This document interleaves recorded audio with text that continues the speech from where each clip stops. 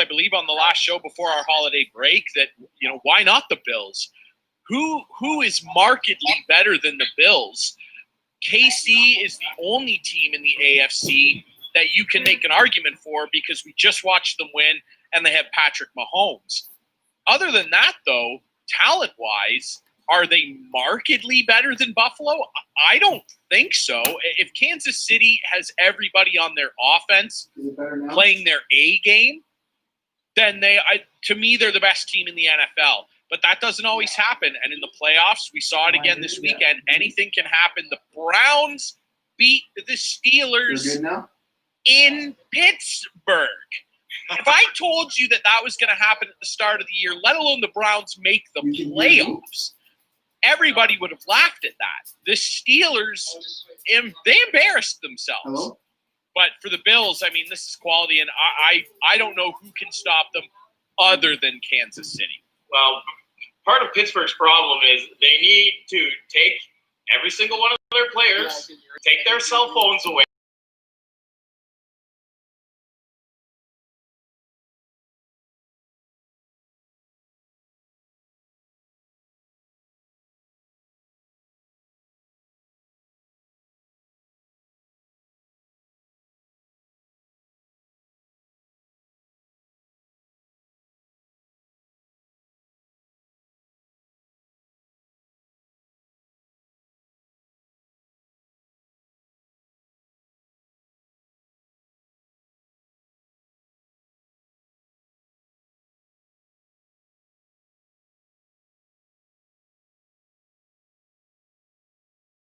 He goes out and puts a tweet saying, of course we're going to beat the Browns. It's the Browns. Well, where are you now? Yeah, and you bring up Claypool as well. Like, he tweeted or I think said actually to a reporter after the game, that asked him about the loss and, what went wrong and whatever. And what did the Browns basically do to make life difficult? And he basically just was like, well, I don't think we played our best, and it doesn't matter because next week they're going to get stomped. But it does matter. It does matter, though, because you lost. So it actually does matter. And I can't stand it when athletes from any sport lose a game and go, well, it doesn't matter because they're going to lose next week anyway. Well, but you're irrelevant now. You're out. Like, what does your word matter? If they're that bad that you're that confident they're going to lose next week, why didn't you just beat them? I just thought it was a bad look for Chase. I love him. Good Canadian kid, representing the country well in the NFL, a high skill player as well. I just thought that was a little bit of a poor look from him to be like, oh, well, they'll lose next week. Well, absolutely. And we were giving them a little bit of love for the Lou Marsh there this year, too. Absolutely. So yes. Tough look, but you know what? Unfortunately, today, in a lot of aspects, people have forgotten to be humble when you win and lose with class. And there's something to be said. Unfortunately, that doesn't always ring true. It might make for some good storylines, but we did expect a little more out of a good old Canadian boy there out of Claypool. But it is what it is. He's young. He'll learn. Now is you move on to the next game. Well, for Pittsburgh, they're moving on to next season. Hopefully, some of these guys can learn from their mistakes. And for us Buffalo Bills fans, well, we're looking forward to the Ravens. So should be a good game.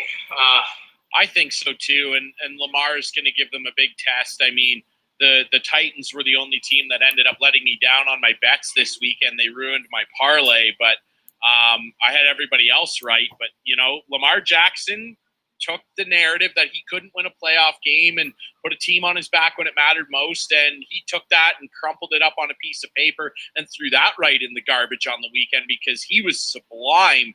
He was so good on the weekend, over 100 yards rushing. He ripped off that unbelievable touchdown run after it looked like he was going to take a 15-yard sack.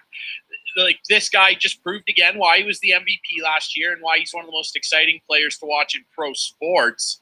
And the Bills are going to have a handful with them, but I still think that Buffalo's pass attack is way better. I think their quarterback is a better thrower of the ball and is a little bit better at managing game situations now after some experience over the last couple seasons. I still think Buffalo will win. With the Browns, I don't think there's a shot that they're going to beat Kansas City. I did pick them to beat Pittsburgh because I think Pittsburgh was one of the most overrated, undefeated teams at the time that they were 11-0. I don't foresee the miracle continuing in Cleveland. I think this is a good first step forward. If they can continue to add some weapons, figure out that Odell Beckham situation next year, and give Baker a little bit more help. He's already got a solid offensive line. I think their time is more in the future. I think it's still all about Pat Mahomes right now. I don't see Cleveland beating Kansas City. Yeah, and I don't see Odell going back to Cleveland next year anyway. So, but we'll see how that plays out. Before we go too far, we at 7:30, 15 minutes from now.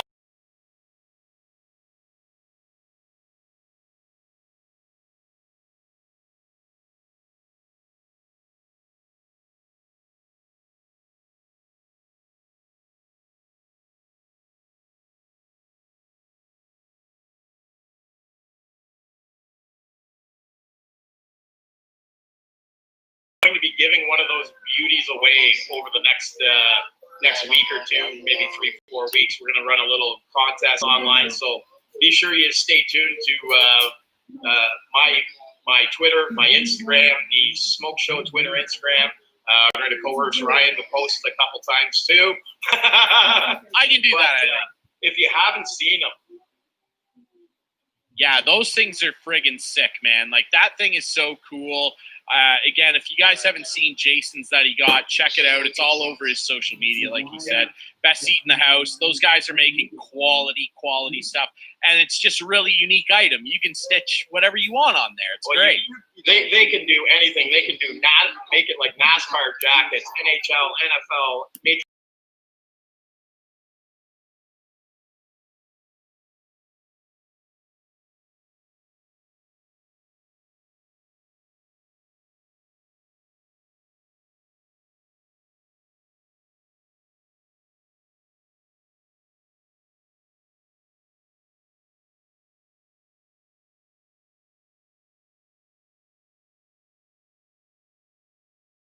From some of the Raptors chairs look awfully nice, but yes, give them a follow over on Twitter. It's fans_best_seat, and on Instagram it's bestseatsinthehouse.ca. So thank you to them for joining on and partnering up with the Smoke Show here. And as much as I love talking about the Bills and playoffs and the fact that we're going to the Super Bowl and we're going to win and we're probably going to meet up with Tom Brady and spank his Bucks. Do you think so? That's what I think's going to happen. Yeah. You think the Bucks can beat Green Bay? I think when it comes down to it, you never bet against Tom Brady in the playoffs. I don't care how old he is. I don't care what the season's been like. And that's no disrespect to Aaron Rodgers. I mean, the guy is a surefire Hall of Famer himself. Oh, yeah. You got perhaps one of the best QB wide receiver duos to ever play the game, like you were saying. Diggs and Allen could eventually be in Rodgers and Adams. I just think that when it comes down to it, I think Brady has a little more magic left in the tank, and I think he is eager to prove that Tom Brady's still Tom Brady without Bill Belichick. Yeah, I agree with everything you're saying. I just think Green Bay is a little bit better than them. And I don't know what Tampa's rushing attack is going to look like. But, I mean, as much as it pains me to watch him do it with another team, yeah, like you said, if there's a guy in NFL history you don't bet against, it's Tom Terrific. And I see them winning way more of a chance of that than I ever see Cleveland winning. I'll say that for sure. Yeah. But with all that being said, tomorrow, yes, love ya, tomorrow, it's only a day away. Wow. Wow. When's the album come out? Tomorrow, buddy. Tomorrow. Woo! NHL hockey is back. The Yes. Leafs are back. You got the All-Canadian North Division. How can you not be absolutely excited, stoked, off the wall, happy right now if you're a hockey fan? I know I am. I'm jacked. We should just dive into this season preview here on the Smoke Show. I got a couple wild predictions, but perhaps first we'll start by looking at the Leafs roster and maybe some of the surprising cuts, maybe not surprising cuts, and what they're looking at going into the season with their taxi squad. And, just talking about nothing but love for my Leafs. Yeah, I mean, I think that, like most people have said, prognosticators across the board and throughout the sport, that they're probably the best team in Canada in this North Division, if you will. I agree. I think that there are teams that are better in some aspects than them, certainly. Like there are teams in Canada whose blue line, I think, is definitely way better. There are teams whose goaltending, I think, is way better. But when you stack up that overall talent and depth through the forward core and the fact that the Leafs D significantly improved, in my opinion, in their ability to play defense, and Freddie Henderson is still a pretty good goalie, when you factor all that in, there's nobody that comes close to them in terms of offensive talent throughout the lineup.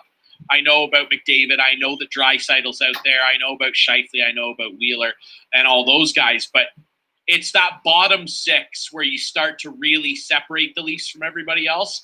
And I think that they should win this division. And I think that if they don't, it's kind of a bad look. I mean, certainly still make the playoffs.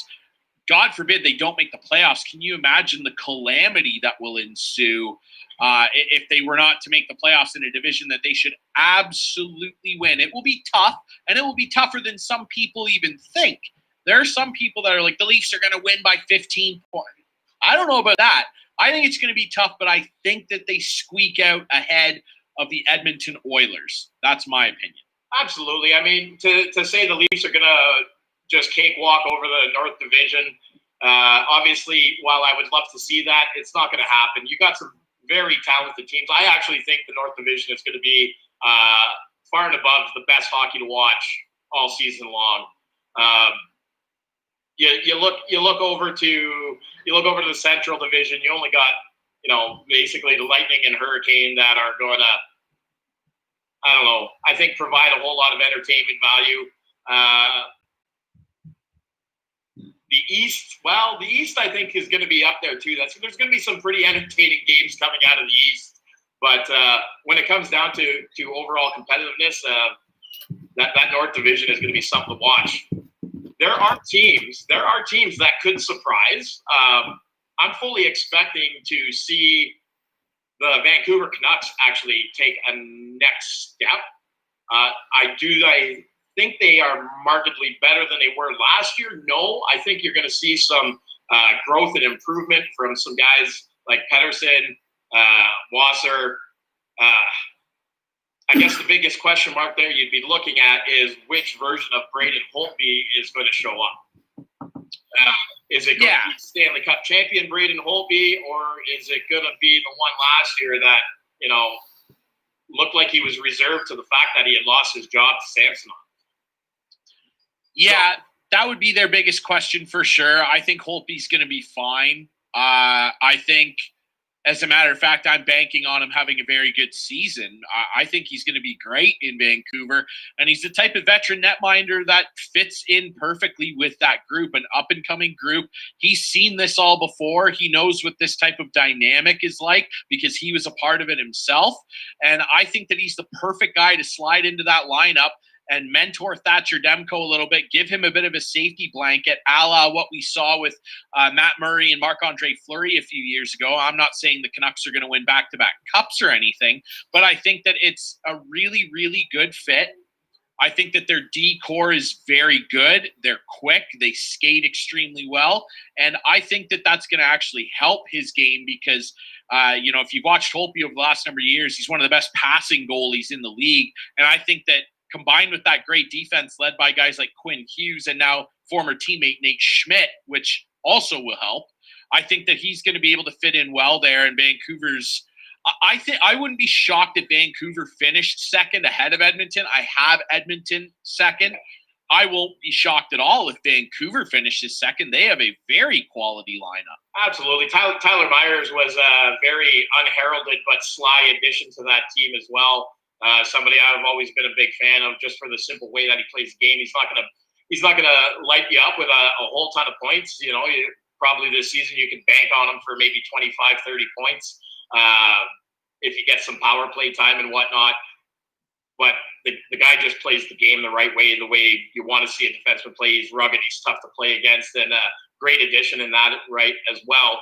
But one of the things I want to talk about, for focusing more around the Leafs before Carlo hops on here in a couple minutes, is that very aspect. I actually read some stuff on Twitter there the other day where a gentleman was trying to say that, you know what, the Leafs are in trouble. Defense doesn't make goaltending better. And even if it did, the Leafs aren't that much better than they were. And I was just kind of like, yeah, I'm a little confused by that in respect to, and I mean, he did plenty of heavy lifting of his own back in these days, but reverse back to like mid-90s and ask Martin Brodeur if he thinks that defensemen helped him out a little bit. And I'm not taking anything away from the magic of Marty, but I think that it's a little easier to play every night when you've got Scott Stevens, Niedermeyer, and Danico skating in front of you than you do when it's, Travis Dermott or somebody like that. And that's no disrespect to him either, but I don't really get the take there. The two are hand in hand. Yeah, just for clarification, it wasn't Carlo that said that. No. The guy on Twitter that said it. I know Carlo didn't say it. Carlo's not an idiot. And I'm really excited to talk to him. But it was the worst thing about it is that this came from a fairly accredited account. Okay. Wow. And I was just kind of reading this, and I was like, "Wow, that's a solid unfollow right there." It's one of those things where if you took a step back to examine what you're saying, it doesn't really make sense, right? But that's where I say it's a hand-in-hand relationship. Like how much better do defensive additions help a goaltender play?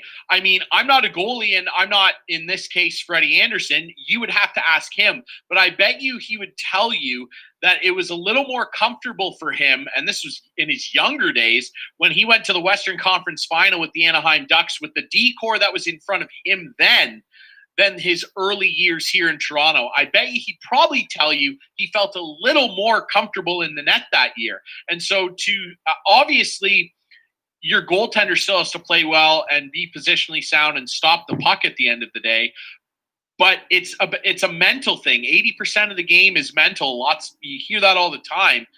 If you feel better about the guys in front of you, how would that not coerce you as a goaltender and as the defenseman on the other side of this relationship to play better? If you feel good, I would assume generally you would play good more often than not. So it's a bit of a jilted argument from that person's perspective, we'll say. Well, and when you look at the additions that have come into Toronto, is Zach Bogasian going to be the 100% difference maker? No, but he's going to be harder to play against. He's going to be a guy that's going to go in there and eat some minutes up, help mentor some of these young kids along, teach them the ropes a little bit better. Brody is, well, you know what? Hey, great to see that we finally got what looks like a solid top four pairing of D. Yeah, for sure. It's going to make all the difference in the world. Being a goalie, I can tell you right now, Freddie's smiling. All summer long, as Freddie was watching the additions that Dubas was making, he was smiling, especially going into what could be a contract year for him. So yeah, that's a big thing too, right? Is he's got that 1 year left, and this year and how they perform could be a big deciding factor in what the team looks like for the next 3-4 years. Because I mean, if Freddie's not a part of the picture, what do you do? I mean, that's an argument for another day. I still think that he's going to be a Maple Leaf in my heart. I believe that. And yeah, he has to be happy because in the very least, time's going to tell, and it's going to start tomorrow against the Montreal Canadiens. Can you ask for a better opening night than that? Time is going to tell if he has good chemistry with this new defensive look with Brody, with Bogosian and guys like that. And, you know, the new guys up front, Simmons, Thornton. Time's going to tell, but certainly he'd have to be happy in just seeing the general manager and the management, the front office, are trying to make it better for me, and it's a contract year. If I'm Freddie, I'm feeling pretty confident right now. And, well, like, again, he's not even been bad. He's not even been that bad. Like, he's been a pretty good goalie. Absolutely. That's an argument I'll make all the time. And he's had a penchant for ill-timed, softer goals in key moments in the playoffs. But overall, he's been a rock back there for Toronto. I don't think he gets as much love or credit as he deserves. But that's the life of a goalie, right? You go from hero to GOAT. You go from hero to GOAT moments real quickly. And I'm going to stop right there. Welcome to the show, our special guest, former first rounder, 17th overall pick of the Toronto Maple Leafs, co-host of First Up with Michael Landsberg on TSN 1050. Fellow member of Bill's Mafia and all-around beauty, Carlo Colaiacovo. Welcome to the Smokeshow, buddy. What's up, boys? Love the little background set there you got, Jason, man. Bill's Mafia all over the place. I got a little Bill's Mafia. I got my Legends row here behind me. Awesome, man. Austin and Mitch up there. My Carlo Colaiacovo jersey's in the other corner, though. Yeah, it's all right. I keep mine in the bathroom, too. I do have to say, yours is a little bit better there with what I'm assuming is a bunch of your game-worn jerseys. Yeah, it's a little man cave that I've created downstairs into my basement where I run my radio show every morning, and I wanted to make it a little homey. And so it was actually gave me a good opportunity, a good chance to reminisce or at least look back at all the memorabilia that I collected throughout my career. And as you can see here, Jeff O'Neill chirped me today because I've got a lot of jerseys, which probably isn't a good thing to be proud about, but it means that I played in the league a lot of the time. So I was able to collect, a few nice ones here, and now I'm able to showcase them. Oh, well, it's a beauty to see the Team Canada and the Leafs there side by side. I guess it's okay. You got the Blues front and center too, but yeah. So I got my Blues and Sabres, my Philadelphia Flyers one, my Erie Otters, and then I've got my two Canada jerseys from World Juniors and Spengler Cup, and then I got the Blues and the Maple Leafs behind me. So it's pretty cool. It's not a bad lineup, buddy. It's good to talk to you again, Carlo. And when I last talked to you a couple years ago on the show I host on CKNX with our buddy Chris Clark, we were talking about the Patriots going to another Super Bowl. You were upset. You were not very stoked about it. Just a couple of years later, your boys are finally looking like they're on a journey to potentially going there themselves. And right before you came on, we had a good discussion at the start about how we think that, why not the Bills? Why can't they get there? I mean, you got to be feeling pretty good. We all saw the little video your wife tweeted out. You were fired up the other day, which is great to see. Like I've said on the show, I'm a big Patriots fan. I've had my fun. I'm fine with the Bills taking over. How are you feeling? And why not the Bills? I'm feeling great, and good on you, Ryan, for accepting, a losing season, because the one thing that really bothered me this year is listening to all the Patriots fans complain. It's like, dude, you just had 2 decades of winning. Like, it's okay to lose every once in a while, and you have to expect that that's the outcome you're going to get when you lose at Tom Brady. I think why I feel so good about the Bills is because you look at the success Tom Brady's been able to have and how you win in football. You got to have a quarterback, and I think for the first time in 25 years. Bills Mafia gets a chance to really enjoy, a franchise quarterback in Josh Allen. Like Josh Allen, has played out of this world this year, and he's been so much fun to watch. And the thing that I love, the thing that's really been so satisfying for me this year is all the hate towards the Bills. Everyone's like, "Oh, Bills this, oh, Bills that." It's like, keep bringing it, keep bringing it. Like every week, everyone was doubting the Bills, saying, "No, they're frauds, they're frauds." And I'm like, every week they just continue to prove to me and to everybody else that, hey, man, this team is for real. You just look at the schedule. They had the best record in the NFL against teams that had an over 500 record, which to me means that they played one of the toughest schedules in the league, and they still finished 13-3. And they could have easily been 14-2 if they didn't lose on a Hail Mary against Arizona. Yeah. And to me, I think that was a defining point of the season, because that's a game where people didn't really give them much credit going into that game. They lost a tough one, minus a lot of their poor defensive players being out. And those type of moments can define a team in two ways. You could rally, it could be a rallying point, or it could be a demoralizing point for the team. And for the Bills, they never look back after that.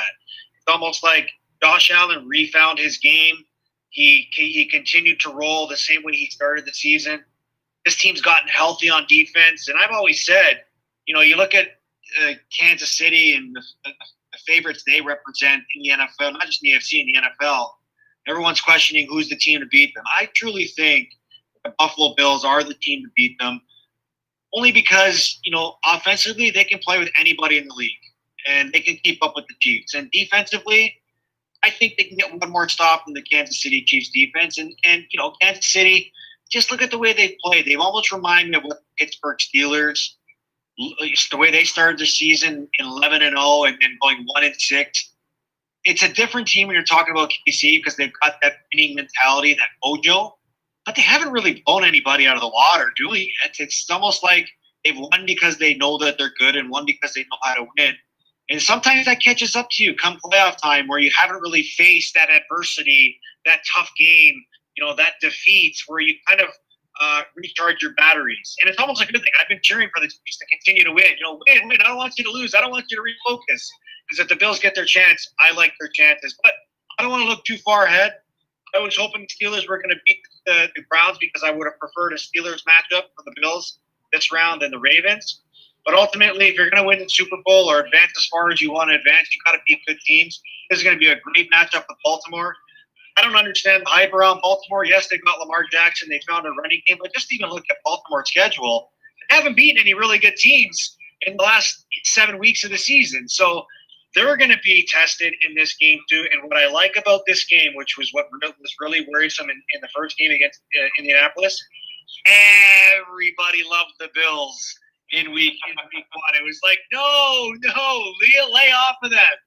Everybody's loving Baltimore this game, and I love that even more, because the Bills have always been out to prove me wrong all year, and this is another opportunity for them to do so. Well, one of the biggest things that I take away from that is I'm with you. The amount of people calling the Buffalo Bills frauds, they're in a weak division. That's the only reason. Blah blah blah. Yeah. For the last 2 seasons, everybody knew Josh Allen had a rocket of an arm. Yeah. Everybody said the minute he can get his accuracy under control, he has the potential to be elite. And this year, he's done that. He brought his accuracy up to, 68% on the season? I'm not really good with analytics. From 53, 54 the years before, but it's just like everybody said that all he needed to do was get his accuracy, and he's going to be a deadly quarterback. Well, he finds his accuracy this year, and it's a fluke. Well,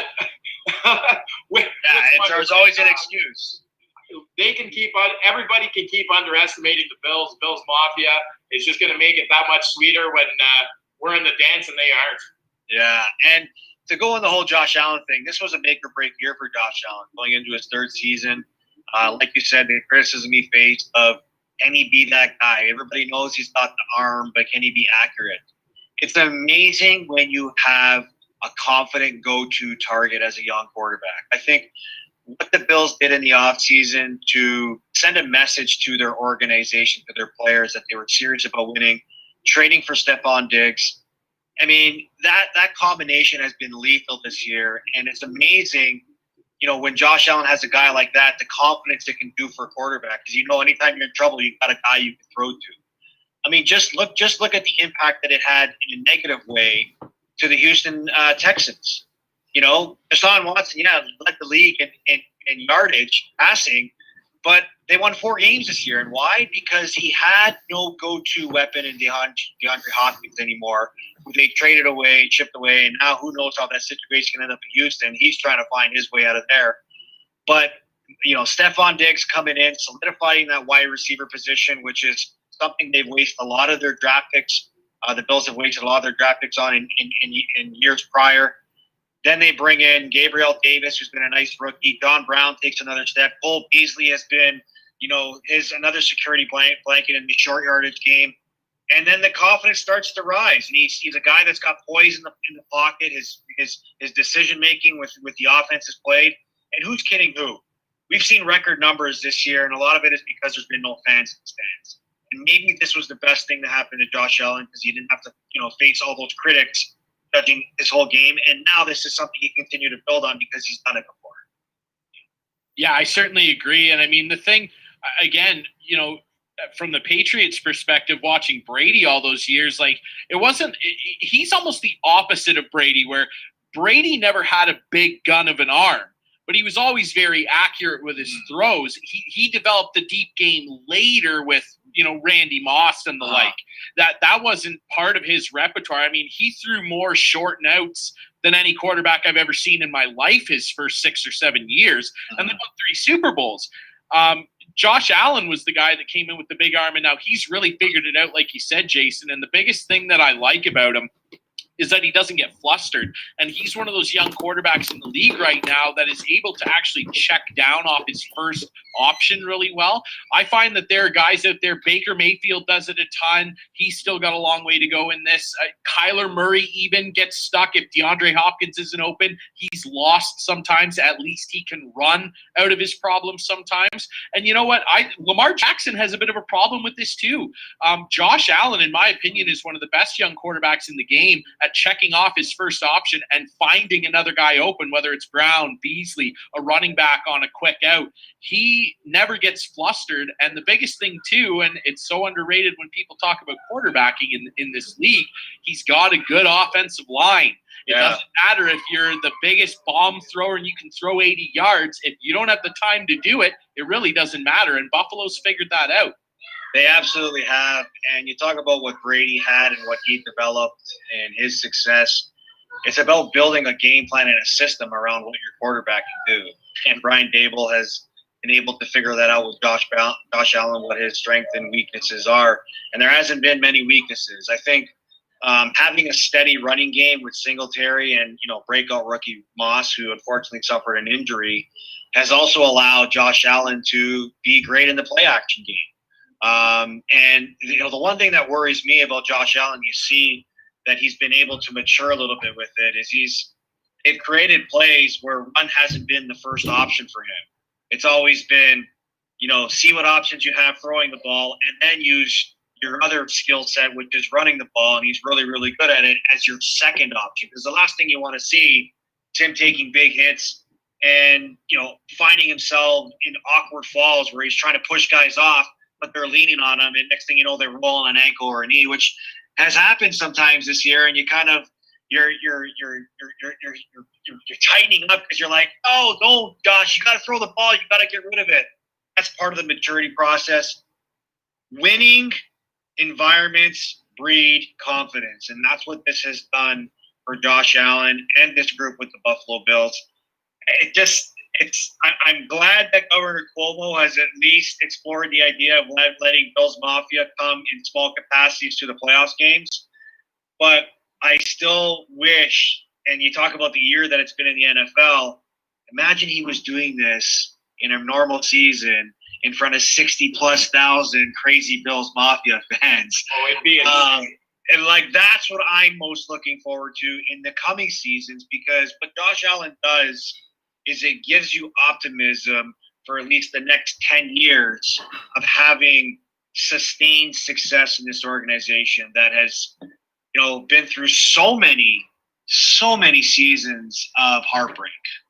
Well, I can tell you I'm very much looking forward to the Bills hopefully making the Super Bowl. Carlo, I could talk about Buffalo Bills and Bills Mafia all day.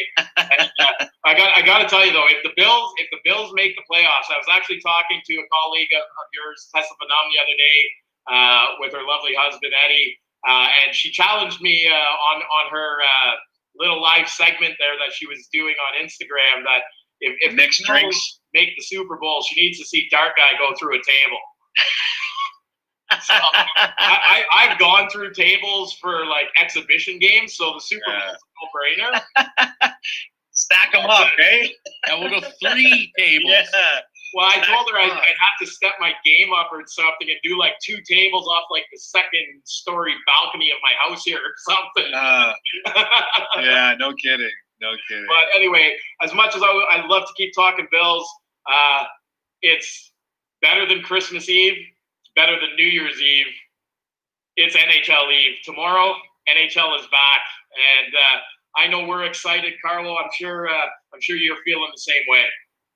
I'm stoked, man. I mean, it's been a crazy year to say the least. And in all this that we've been through, all we could do is be optimistic. And we're, at least as a sports broadcaster, you're very thankful that sports have found a way to come back and provide a sense of normalcy for us because of what the world is going through. And NFL did an amazing job pushing through their season. We just saw college football finish their season. I think to expect anything to go perfectly is sort of a wrong assumption to have here. You've got to expect that there's going to be challenges along the way, but you've got to trust that the things that you're doing are you're doing them for the right reasons. And obviously for hockey, announcing a month ago that they were going to make January 13th the start date when they really hadn't even agreed to the return to play, gave you some skepticism. And ultimately we're here. We're a night removed or a night near the start of the opening season. And I can tell you right now, still being connected to a lot of friends and a lot of teammates, excitement level is through the roof. And especially for guys that didn't even get a chance to play in the play-in playoff that they had to finish the playoffs. So I know as a broadcaster, we're our biggest stories are the Leafs and the Raptors every day. We're seeing the NFL right now go through some hiccups with their season having to postpone games. But at the end of the day, you just got to go into it with an open mind. You got to go into it with the understanding that there's going to be a lot of maneuvering, and there's going to be a lot of unknown that you're going to have to deal with on a daily basis. But you just got to enjoy the fact that you're playing hockey, and for us, that we're going to be enjoying watching hockey. And I think what I like to see in sports is the element of the unknown, or at least kinds of new things. And I think what this year allows us to do is the way the divisions are aligned, the shortened season. I played in a lockout short season in 2013, and it was the wildest ride I've ever been on, because the one thing that players hate to do is practice. And when in a condensed schedule, there isn't going to be much time to practice because you've got to conserve your energy for games. So usually those off days are probably going to be optional skates. Go out and do what you need to do to get your body, moving or flowing. Short, 15, 20-minute practices to stay sharp. And that's what keeps guys going. That's what keeps the motor running for guys, where they're in it to play the games, because the games are what matter. The games are the most amount of fun. And in this type of season that we're about to witness, even with this Canadian division, I think we're going to be experiencing an intensity of hockey like we've never seen before, because every game is going to mean so much more. And especially with the way they created the schedule, where it's almost like that baseball-style schedule where you're going in and you're playing a team twice, 3 times. Those are mini playoff series between teams, because those points mean so much. You're playing against your division, and that's what I love to see when I watch hockey is the guys compete. Now the challenge is going to be, where do they get their in-game energy from? Where normally they're feeding off the energy in the building from the crowd. There's not going to be much of that. So how are they going to generate that type of emotion, that type of adrenaline, to rally themselves back in a game or get themselves up for the game? ultimately these players got to be grateful that they're playing a game that a lot of people would love to be playing right now. You can talk about all the minor league guys, the junior guys that don't even know if they're going to have a season this year. But ultimately, you said it, man. Hockey Night Eve is like Christmas for hockey fans, and let's drop the puck. Yeah, it's going to be awesome. I can't wait. And like you said, Hockey Eve is always the best because everybody kind of has a little optimism. Even teams that, everybody thinks are going to be bad. You talk about the Canadian division, the Ottawa Senators. I actually think they'll be better than a lot of people think.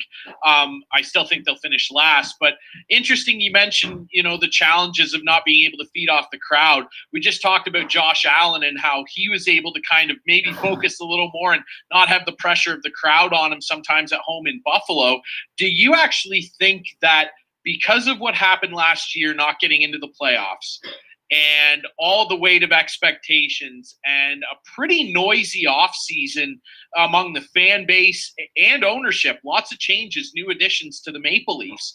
Do you actually think it could potentially be a good thing for this young team who's gotten a lot older now and added some experience? Do you think it might actually be a bit of an advantage, at least early, that the crowd won't be there to kind of get on top of them if they have a bad first period against an Ottawa, say? Oh, Ryan, I thought that would have been an advantage to them during the return to play where, they can just go and focus on playing hockey. They didn't have to go through that playoff push where if you go back to when the season ended, they were in a playoff fight with Florida, and there was concern that, maybe they didn't have enough to make it. Well, they got in. It was a new season for them. They had a pretty favorable matchup, and they still couldn't find a way to win a playoff series. So I would like to think that, I heard Brendan Shanahan come out and address the media today and said that he didn't want to, put that much pressure on the players. Regardless if he's going to put it or the fans are going to put it, there's going to be pressure on this team to hold up and perform to its expectations, because the expectations that this team has put on itself is that they believe they've constructed a roster and that's good enough to compete for a Stanley Cup. I'm not a big believer in labels, and especially when you talk about labels of teams that you want to identify as Stanley Cup contenders. I know that's what you build for, but you can't be a Stanley Cup contender unless you're a playoff contender first. And the Maple Leafs have been far from a playoff contender in the last decade. And you're talking about a team that hasn't won a playoff round in 16 years. This team, this core at least, all it's been able to taste is defeat. As defeat, sometimes, most times, should create a hunger for you to come back and change the narrative. But this same group has also been the same group that has failed to exceed that narrative. So I like the additions that they brought in the sense of older guys, character guys, to create or at least establish a maturity level in that locker room that has a young core that maybe is a little bit immature. And I use the word immature because that was the word used by their own management staff and especially their coach at times last year. So if that's the key to success to get this team over the hump, again, we'll wait and see if that's the answer. But this team is only going to go as far as Freddie Anderson takes them. And I'm glad that they stuck with Freddie and didn't sign him, because I want to see him perform in a pressure situation where he has to go out and earn a contract, because that's sometimes what brings the best out of players and creates a sense of urgency in their games. And ultimately, I don't fully blame Freddie Anderson for their lack of success. Their defense has been a real problem for this team, and I've always been a believer that you fix the defense in front of your goalie first to actually identify what you can get out of your goalie, and maybe this is the year that they figure that out. So regardless of whether or not they want to at least look at this season as a pressure season, I can almost guarantee you that 100% it's going to be a pressure season, because they have to, with this group, win a playoff round.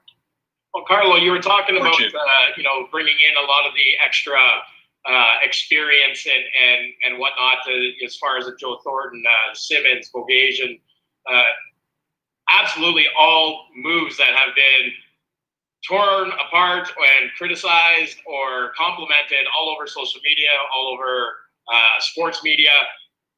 We talked a little bit earlier on a different episode about how we believe that, Joe Thornton is going to be able to bring a presence to the Leafs that maybe Patrick Marleau couldn't, whereas Patty kind of wanted to be the cool uncle to all the guys, where Joe Thornton's going to be that guy, I think, where if the boys are playing a bad period, he's going to come into that dressing room, throw a stick rack over and say, you boys need to get your heads out of your butts and start playing.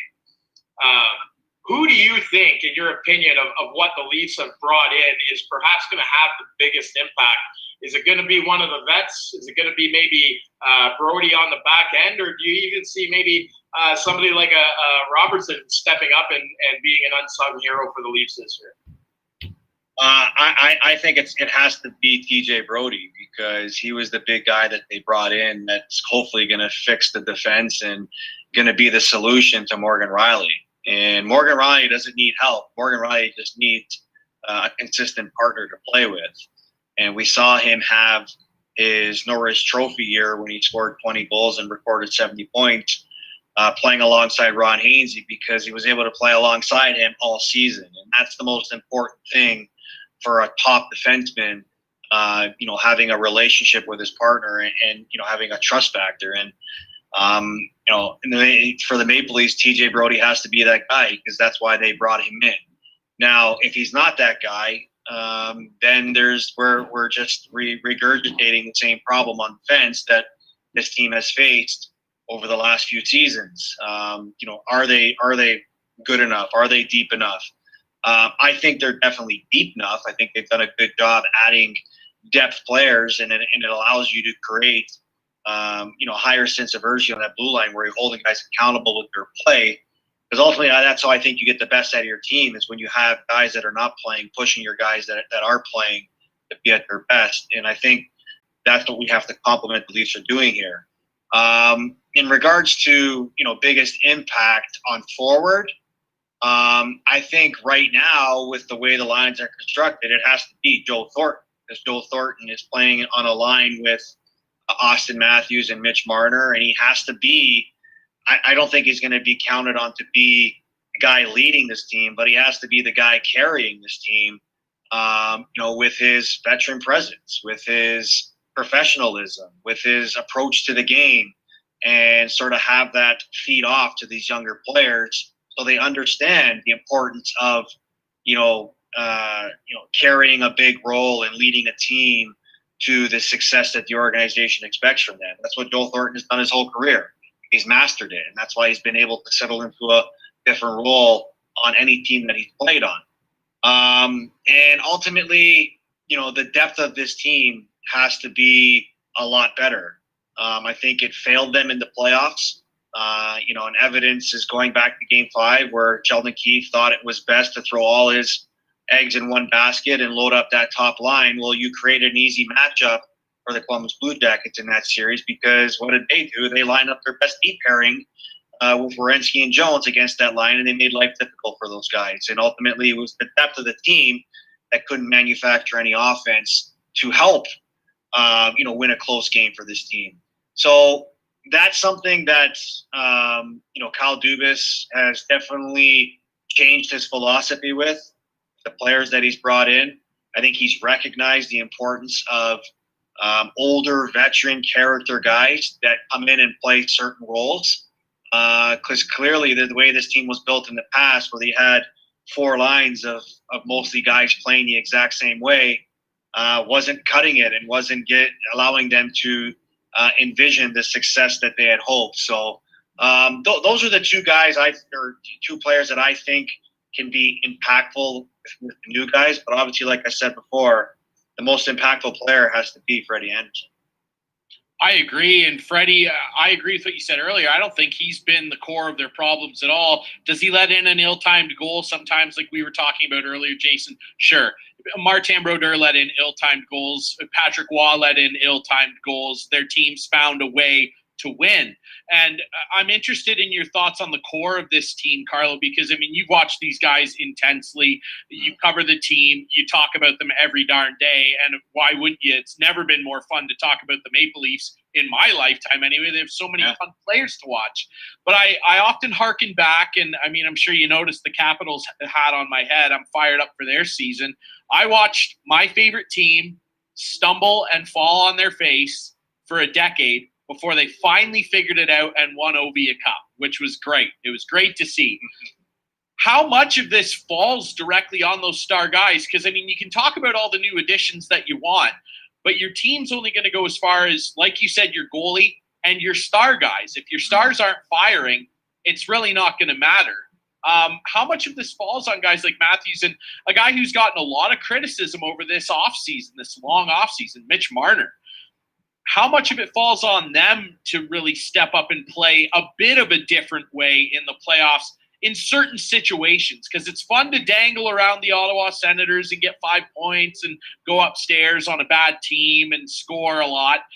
But when you're playing the Boston Bruins or the team like the Blue Jackets or a few years back Washington that can grind on you, it's got to fall a little bit on the star guys to kind of take a bit more of a chip on their shoulder and lead. How much of this falls on specifically those two guys? And if they don't win at least a playoff series this year, is Mitch Marner still a Maple Leaf next year? That's a tough question to answer right now. You'd have to think that there's been one constant with this group over the last 5 years, and it's been their core players. And they've just been able to, plug in and out around them. So if you have another year and you don't meet your expectations, then you have to start evaluating whether or not this core can be trusted. And you would hope that there's been a lot of soul searching with this core, especially over the last summer, with the way they bowed out again into the playoffs, that another year of this type of performance is probably not going to bode well. I believe that Kyle Dubas, and he came out and clearly stated that in his end of the year presser that he still believes in these guys.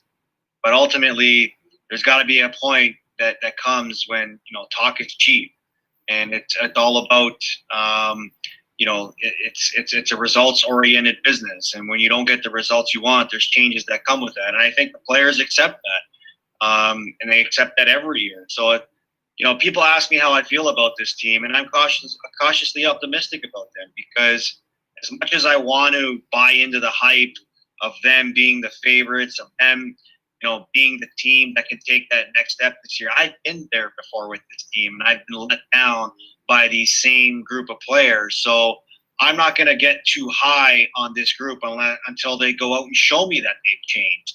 I think this is going to be a good evaluation for this group, having its first full season with a new head coach in Sheldon Keefe and the system that he wants to implement, bringing in the players that he wants, playing his system, and not having the distractions of a Mike Babcock coming in and stirring the pot with the group by sitting Jason Spezza in the first game of the season. Like, all those distractions get eliminated right now because they have their group of guys that they believe are going to be the team that takes them to the next level this year. So my biggest frustration with this group last year has been their maturity level, because they were always a team that when they were winning, they acted like they were the best team in the league, and when they were losing, had all the excuses in the world. And that's where the inconsistency with this group landed. There was a time in a stretch during the season in the second half where they couldn't muster back-to-back wins.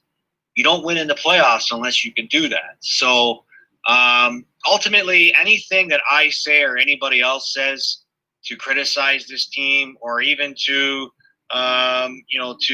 pump this team's tires, nothing matters unless they go out and do it. And it's going to be up to the guys like Marner, Matthews, Nylander, Tavares, Morgan Riley, Zach Hyman, TJ Brody, and Jake Muzzin and Freddie Anderson to lead by example. Because you look at this division, as much as you sort of eliminate the Tampa factor, the Boston factor, that they've sort of struggled with in the last couple of years. You're playing in a Canadian division that had 6 playoff teams last year, and every team in this division improved vastly over the summer. Vancouver went to the Stanley Cup semifinals. Calgary added Jacob Markstrom in net. Edmonton was the best Canadian team in the league last year. They got the 2 best players in the world playing on their team. Winnipeg has the Vezina Trophy winner, and they're a team that's going to make life difficult with you with their star power and the way they want to play. Montreal, I think Montreal has been the most improved season this offseason, just totally revamping their identity with that group. And Carey Price winning a playoff series next year in a condensed year, getting Jake Allen as a backup is a good, solid guy they can trust to win games. And as much as everybody wants to count Ottawa out, Ottawa traded for Matt Murray, and they're going to be a young, hungry team. And those are sometimes in this type of season, those are scary teams to play against. So the Maple Leafs cannot take this approach where they're there reading their press clippings about everybody, predicting them to win the division. They've got to buy into a playoff style mentality for a regular season, with every game that they're going to play. Well, Ryan likes to stir the pot by asking questions about the Leafs like that, and is Mitch Marner going to be a Leaf next year if they don't do good? It's a legitimate question, though. Like, someone's got to go. Someone's got to go. It's not. Why is it not? Why? It's part of being the part of the hockey universe, center of the hockey universe. Take a guy like Philip Forsberg. He's been in the league 6 years, 7 years. He's 26 years old this year. Never had a season with more than 64 points. And you don't hear people saying, when's it time to trade Philip Forsberg? It's just a byproduct of being in Toronto. Yeah. I think the one thing that, and it's sad that we evaluate hockey players like this because we always look at their salary first instead of the type of player that they are. And ultimately, if the Leafs don't meet their expectations, something's going to happen with that group. I don't think it's going to be Marner. Yeah, it's going to be the guy on the way out because Marner is a very special player. Is he worth the contract that he has? It's maybe a little bit an overpayment, but at the time, he's a guy that deserved to negotiate and deserved the right to demand that type of contract. And it's not his fault the Maple Leafs gave it to him. He went out, he bet on himself, and he had a career year doing it. So I'm always in favor for guys taking that approach and earning that type of money. The players are not the ones that need to manufacture or at least orchestrate a cap. That's the general manager's responsibility. Players got to go out and play, and that should be their only concern this year. And if they don't meet up to that, then they've got to start checking themselves at the door and understanding that there's going to be changes. I think the thing that's easy to forget in all of this, considering they've been in the league a few years, is they're still 22, 23 years old. Trajectory's still going this. They spent a lot of time to make sure that those $11 million contracts and $10.5 million contracts look like they're worth it in a season or two. And to clarify, I'm not calling for Marner to get traded. I mean, he was always the guy that got brought up in conversations like this after the contract got signed that you would assume would be easy to move to a team to get a ton of assets back and the guy that would get the highest return. Because I think we're all on the same page. Matthews and Tavares are not going anywhere. Nylander has actually proven to be a very cost-effective player based on what he's making. The first year was a little rough, but he jumped on a moving train and had a tough year. He was great last year.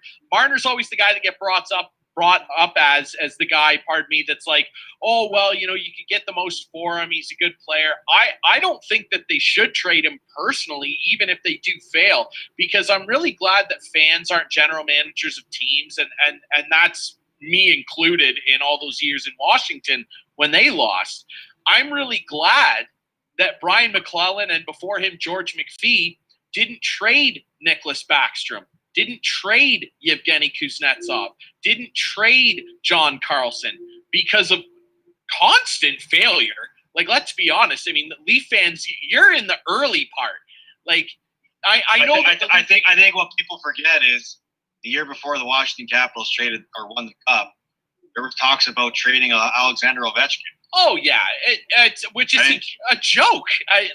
You don't trade that guy ever. But it's just crazy because I know the Leafs haven't won in a really long time, but your team's really good now. They've been exciting and talented for 3-4 years. You're just in the early part. Like, it can't always be Chicago, where guys are 22 and lifting a Stanley Cup every second year, or LA in the mid 2010s. Like, it's hard to win, and it's easier to keep trying to win when you have really good players. And so to constantly go, well, the team didn't win this year, I guess that means we have to trade X, Y, and Z and get a new right winger, 2 new centers. That's not going to be the way either. But like you said, Carlo, it's on the players. Like, they're the ones at the end of the day that have to get this done for the Leafs. I think they have a group that can eventually win. If it's this year, I don't know. I think eventually they can because they're that talented. I think we have Cam Jansen on our show every Tuesday, and I think he summarized it best, that the team with the best chance to win this year is the team that best conquers COVID, right? Because the team that takes that the most serious is the team that's going to give them the best chance to win on a nightly basis. And, we see what this has done in the NFL. We've seen what this has done in the NBA where, a star player gets it and he's knocked out for a week or two. In the NHL season, you get knocked for a week, you do that 6 or 7 games that you're not playing. And ultimately, when points mean that much, how much damage can that do for you, both positively and negatively? So, we can sit here and talk about players. The funny thing about Toronto is everybody celebrated like they won the Stanley Cup when they signed John Tavares, and he came in his first season and scored 47 goals. And then in the second season, because down year, everyone said, "Oh, we got to get rid of him." That's just the way Toronto fans are.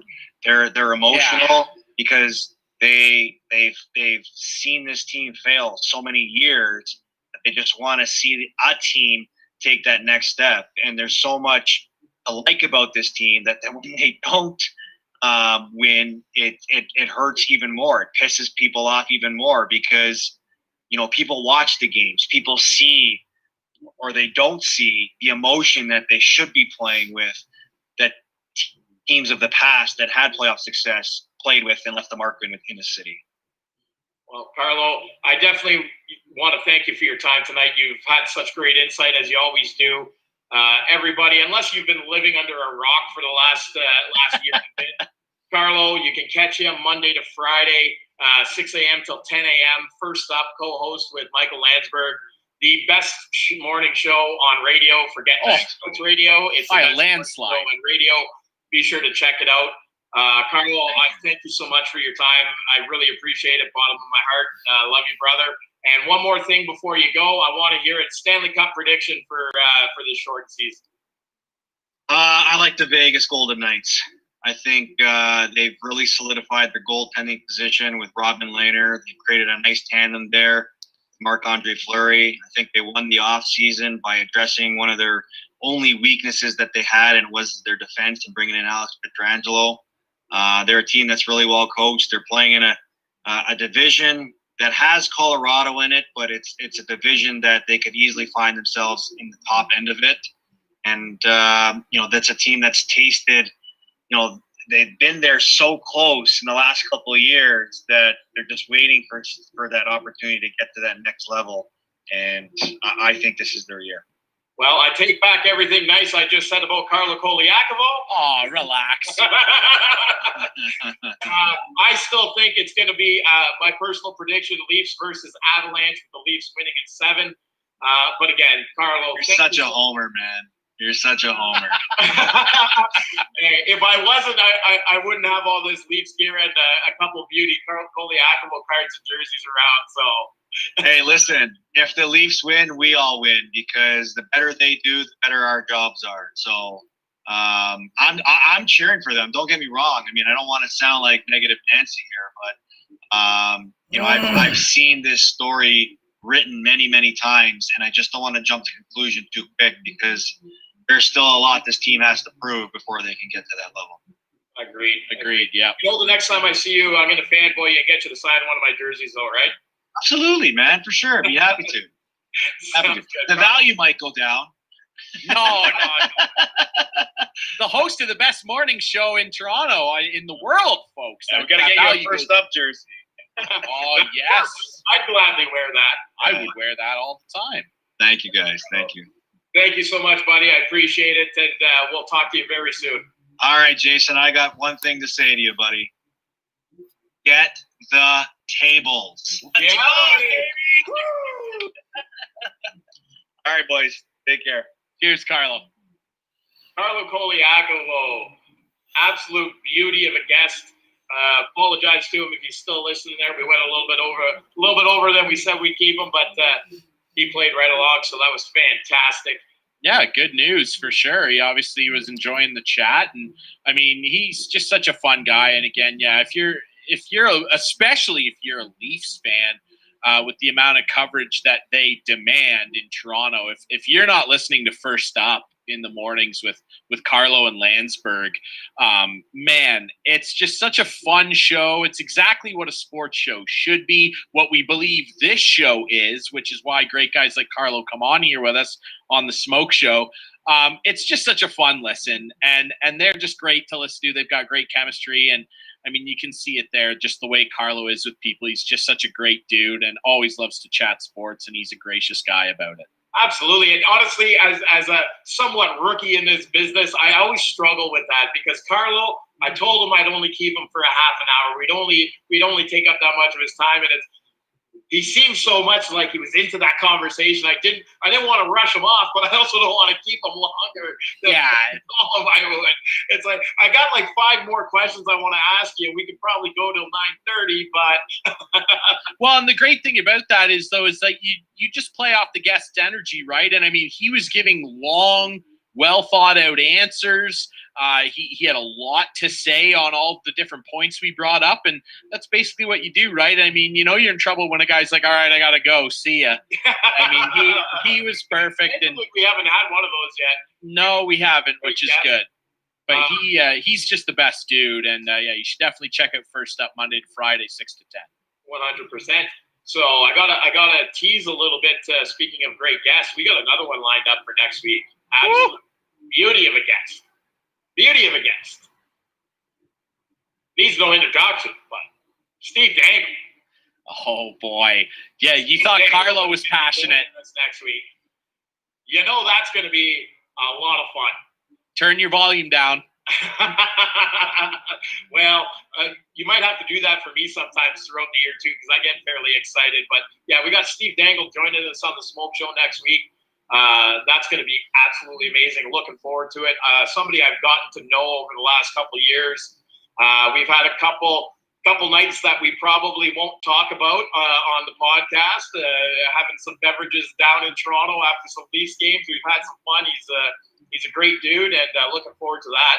But before we wrap this show up, I wanted to get into some predictions for the season. I gave my Stanley Cup prediction already. I truly, truly believe you're going to see some high-powered offenses push their way through.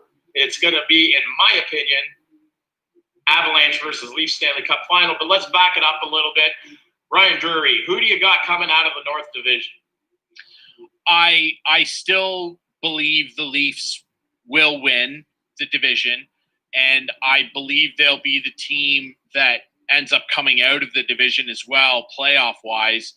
I think that, like Carlo said, the time for talk is over. I mean, writing down predictions on paper and going, look how good this team looks, it doesn't mean anything at the end of the day. He brought it up with my Capitals that year. Everyone wrote them off and said the window was closed. They won. So maybe this is finally the year where the Leafs turn around and in the very least win a couple series. I think it's I don't want to say it's their division to lose because there's some very good teams, and I don't want to discount Vancouver and Edmonton and Winnipeg, even Montreal, who I don't believe in as much, but I do agree they improved a lot. And Calgary, you just never know what you're going to get with them. But they should be able to win this division, and I think the Leafs will. I agree. My pick is the Leafs for the North as well. You take a team like Montreal, they were kind of analytics darlings last year. People look at that team, and I think people look at some of the analytics and they think Montreal is actually a lot better than they are. Obviously, they've made some additions to that team. If Josh Anderson has a big bounce back year. He brings some physicality, some toughness with some scoring ability that could make a difference. But when I look at that roster up and down, you get past that top line, and I just don't see a whole lot there that's going to carry them when times get tough and teams are matching up, shutting down Drury and Suzuki and Anderson. And I don't see it happening for them for Montreal this year. Carey Price is always able to make that big of a difference. My thoughts are the same as yours. Toronto on top of the North Division. I honestly believe that in my heart as well that Vancouver could maybe slide into that number 2 spot with some of the moves they've made, but it's going to be hard to beat those high-flying Oilers right now. Moving quickly to your East Division with your Capitals and a few of the other powerhouses in the league. Well, I think the Capitals will win the division, and I don't want to, sound like too much of a homer either on this side of the screen. A lot of people are going, well, I don't know about Washington this year, and Washington's a really good team. Like, they still have a great team. They've got a really, really good young goaltender in Ilya Samsonov that I believe is ready to take the reins. I think that this kid can be the next Vasilevsky. I'm not saying he'll be as good as in Winnipeg at 26 and all that stuff, but he's the next line in that young Russian goaltending factory, alongside 2 guys in the East, in Ilya Sorokin for the Islanders and Igor Shesterkin for the Rangers. I still think that despite some of the additions in, amongst the other teams, Buffalo tried to improve. We'll see what the Islanders look like. They finally signed Matt Barzal. I think Washington can win this division. Philly is the team that scares me most, with due respect to the Rangers as well, because of that young dynamic core that they have. Washington will win the East. Well, I'm going to agree with a lot of things you said, but disagree with you on who's coming out. Fully believe the Rangers are going to be markedly better. Obviously, you take a guy like Shesterkin and you give him the reins. You showed a lot of confidence in him by letting Lundqvist walk, who's obviously having some health issues now. But you put a lot of confidence in him. You went out, you had Capo last year. You grabbed Lafreniere with the top pick this year. You've got a solid D-core there with the Rangers. Trouba is going to be pretty good. It looks like they got a nice little sleeper, Andre Miller, that's coming up that I think is going to turn a lot of heads. If you haven't heard of him now, keep him in mind for your fantasy pools. He might not put up a lot of points, but if you need hits and blocks, guy you want to keep an eye on. But they're not quite there yet. Obviously, Washington, a solid team. You take a solid team and you add Zdeno Chara to that team. Possibility for some special things to happen there. I just don't know if they're quite poised to go on a long run. The shortened season might help them. Obviously, Pittsburgh has a lot of opportunity, a lot of stuff to prove that they still have a chance to win here. A healthy Jake Getzel can mean all the world to them. You got, obviously, Malkin, Crosby. I think when you look back at it, is Tristan Jarry and Casey DeSmith going to carry you to a cup? In my opinion, no. However, we've been surprised by young goalies before. When it comes down to it, I look over to the Philadelphia Flyers. I think a guy like Carter Hart, he's got a little bit more experience under his belt here. You've got some nice pieces there. I think your East Division winners are the Philadelphia Flyers. I think it very well could be that. Like I said, they're the team that scares me most. How much gas do Giroux and Voracek have left in the tank? I mean, they're not old by any stretch, but, can they finally get it done? Couturier is unbelievable. I actually think he's the best player on that team. Provorov's unbelievable. They lose a guy in Matt Niskanen, though, on the back end that really helped them out. Guys like Myers and Sanheim are going to have to take a big step forward. And then Carter Hart, I believe he's one of the best young goalies in the league. I'm not worried about him. I'm more worried about their depth and their bottom six. Can they get it done? Can they run and gun or grind away with some of the best teams in their division? like Washington, like Boston still, who still have a decent lineup. Philly wouldn't surprise me if they won. I still think the Caps are better.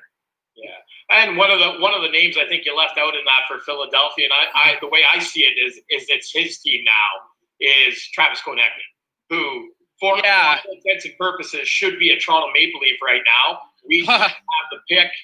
We did have the pick and traded it away. That draft, all my friends were asking me, who do you want the Leafs to pick? And right from the first overall pick, I said Travis Konechny's my guy.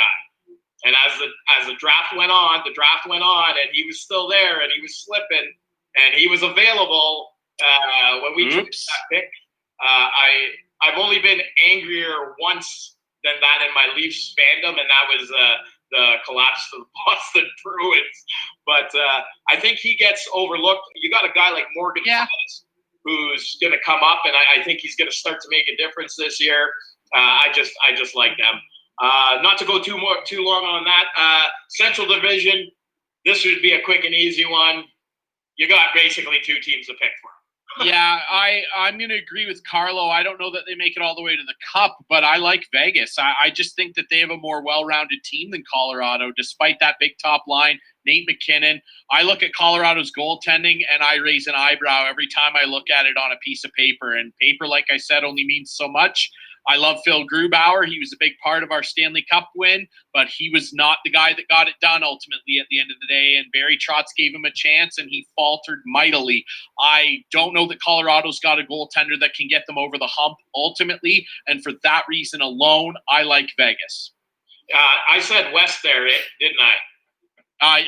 Did you want the Central? Well, that's what I think of the West. Central. Well, yeah. No, we might as well go with it. I could have swore I said West. You said Central. I messed up. That's my bad. I was going to say, because when we're looking at the Central Division, you got two teams. Yeah. And when it really comes down to it, you really only have one. Well, yeah. Does Kucherov affect them? We'll jump there. It was my mistake. Real quick, your thoughts on the West? Colorado, Vegas. Obviously, given the Stanley Cup predictions, I'm going with the Avalanche. I mean, right. You've Francouz, the combination of Grubauer and Francouz kind of proved that they could get the job done last year. I think you take a team like that and you slyly throw in a Brandon Saad into that lineup. You've got Cale Makar. You've got Byron Bowen, who may very well make that roster. I think Bowen Byron will make the roster. I thought he was the best player at the World Juniors. Absolutely. So you look at that team, a healthy Rantanen, McKinnon, Gabriel Landeskog, Kadri. Kadri. You start looking at the depth. You start looking at Valerie Nichushkin, Burakovsky. You've got some of the best young D in the league. I mean, I don't see a way in a 7-game series Vegas beats them. Fair enough. I just think Vegas, when it comes down to the way you have to win in the playoffs, are a little better suited for it. But Colorado would not shock me at all. All right, now the Central for real. Now the Central. That I thought was going to be a quick skip over, but you seem to have a differing opinion here. Tampa should win, but would it shock anybody that much if Carolina won this division? I mean, Carolina is a team that gets written off constantly. Yeah, they're an okay team. They're a pretty darn good team with a really good D-core and a really good young superstar in Sebastian Aho. I love Andrei Svechnikov, the lacrosse goals, all of it. It's great. Tampa, I think, will still win because you slide Kucherov out, you slide Steve Stamkos back in. I hope. I love Steve Stamkos to death. I feel terrible for what's happened to his career over the last number of years, back to the Olympics and missing out. I really, really hope Steve Stamkos is healthy. And if he is, I believe Tampa Bay will win. If he's not, I think Carolina might sneak up on them, but Tampa wins, in my opinion. Yeah, I mean, for me, it's a simple boil down to goaltending. Yeah. They have an advantage there. No disrespect to Mrazek. He's not Andrei Vasilevsky. So. He is not. That's we've got our predictions there. So you heard mine. What's your Stanley Cup matchup with your predicted winner? I have to believe the Caps have one more. We've seen them do it. The core is the exact same. They've got a new head coach, and I believe they have the goaltending that can carry them there because Samsonov has proven at every level he's played, including the KHL, where he was the best goalie, that he doesn't let pressure affect him. I think that the Caps have one more, and I think that they will beat Vegas again in the Cup final.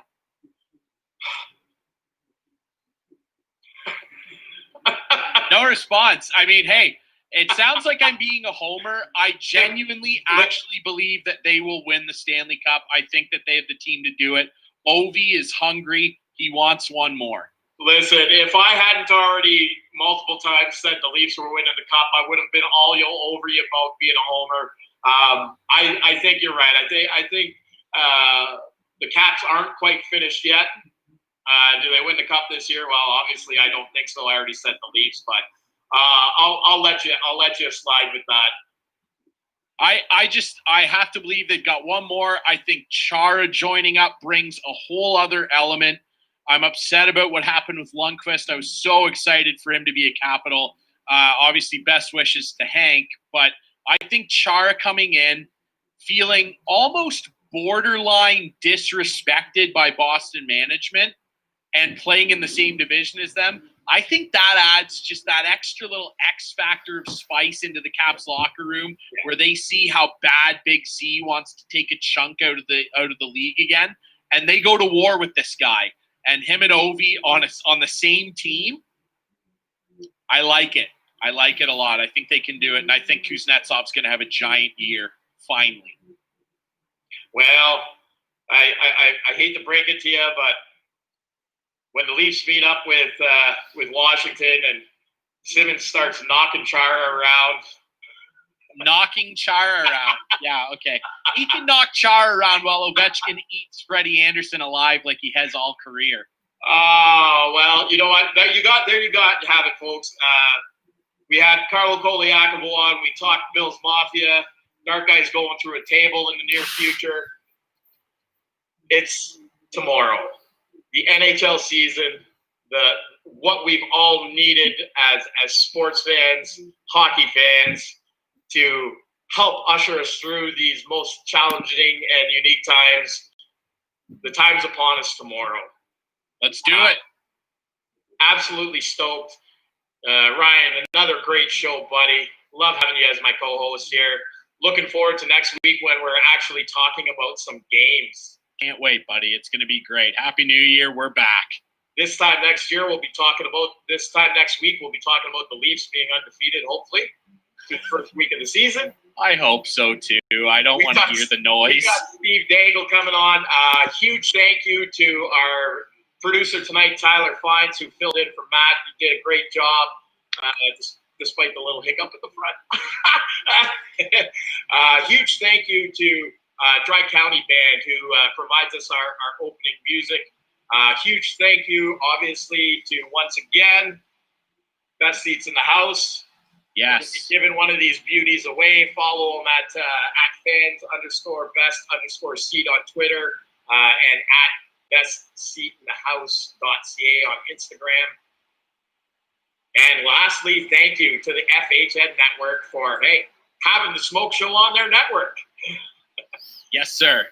Till next week, everybody, I'm Jason Maslico, Dark Guy, my co-host Ryan Drury, and just remember, where there's smoke, there's fire.